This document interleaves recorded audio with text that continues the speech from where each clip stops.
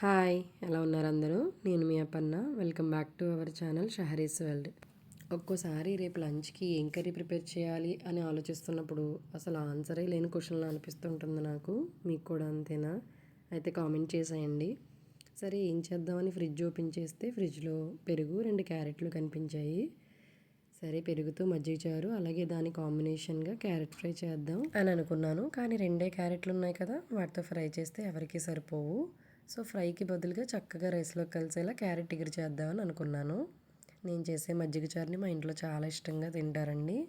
అంత టేస్టీగా ఉంటుంది. అండ్ క్యారెట్ ఇగురు కూడా చాలా బాగా వచ్చింది. మీరు కూడా ఈసారి ఈ కాంబినేషన్ ట్రై చేసేయండి, తప్పకుండా నచ్చుతుంది. ఈ 2 రెసిపీస్ని ఎలా ప్రిపేర్ చేశానో చూసేద్దాం రండి. వీడియోలోకి వెళ్ళే ముందు వీడియో నచ్చితే లైక్ చేయండి, అలాగే మన ఛానల్ని సబ్స్క్రైబ్ చేసుకోండి. అలాగే ఈ రెసిపీస్ మీకు ఎలా అనిపించాయో కామెంట్ చేయడం మాత్రం మర్చిపోవద్దు.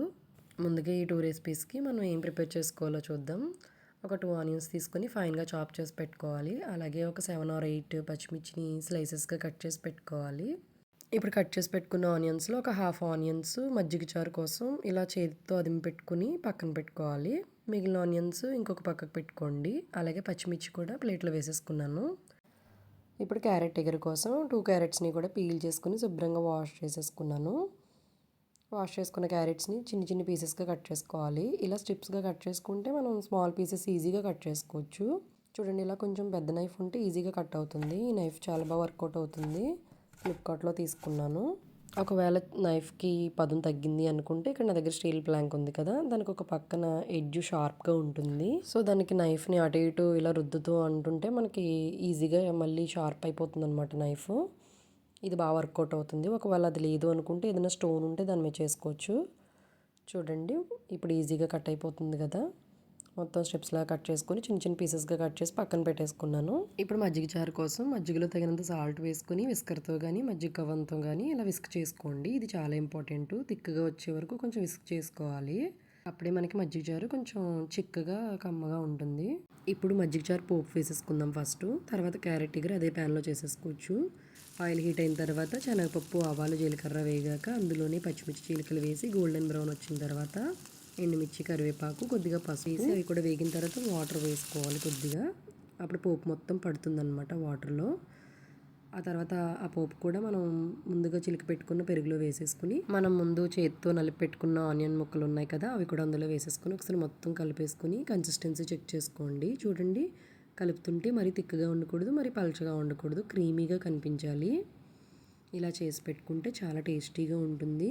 ఇప్పుడు సాల్ట్ కూడా ఒకసారి చెక్ చేసుకోండి. సాంబార్ రసంని కూడా ఈ మజ్జిగ చారు బీట్ చేస్తుంది.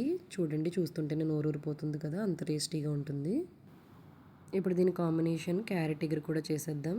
అదే ప్యాన్లో ఆయిల్ వేసి హీట్ అయిన తర్వాత మళ్ళీ కొద్దిగా శనగపప్పు, ఆవాలు, జీలకర్ర వేసుకోవాలి. ఎక్కువ వేయొద్దు, చాలా తక్కువ వేయండి. అందులోనే పచ్చిమిర్చి చీలికలు ఒక 4-5 వేసుకుని అవి కూడా వేయించుకోవాలి. అవి కొద్దిగా వేగిన తర్వాత అందులోనే పొట్టు తీసిన 7-8 వెల్లుల్లి రెబ్బలు వేసుకోండి. చాలా బాగుంటాయి ఇవి కర్రీలో టేస్టీగాను.